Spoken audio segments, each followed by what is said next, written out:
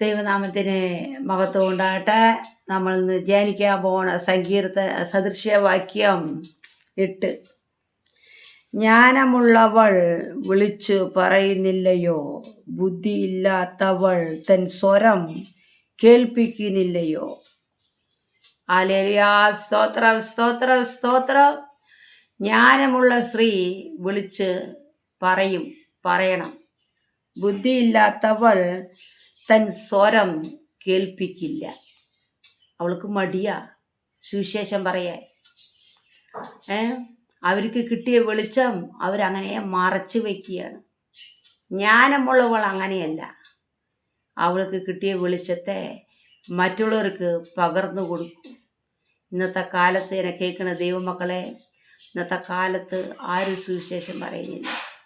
ഒരു സഭയിൽ 4 പേര് 5 പേരുണ്ടെങ്കിൽ മതി എന്ന് പറഞ്ഞിരുന്ന് കൊട്ടും പാട്ടും ഹല്ലേലൂയ സ്തോത്രം പാട്ട് നടക്കുകയാണ്.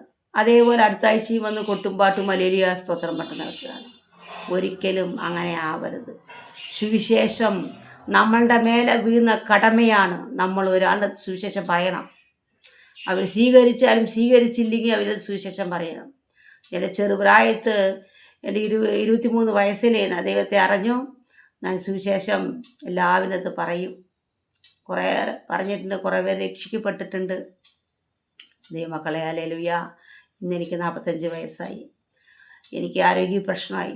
ഞാൻ പുറത്ത് പോയി എനിക്ക് സുവിശേഷം പറയാൻ പറ്റുന്നില്ല. ഞാൻ ഒരുപാട് വേദനിച്ചു.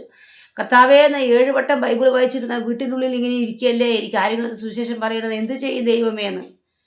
അപ്പോഴാണ് എൻ്റെ മനസ്സിൽ, നീ എന്തുകൊണ്ട് നീ മീഡിയയിൽ വന്ന് പറഞ്ഞോടാ സുവിശേഷം. നീ സുവിശേഷം പറയണം, യേശു കർത്താവിനെ കുറിച്ച് നീ പറയണം എന്ന് പറഞ്ഞു.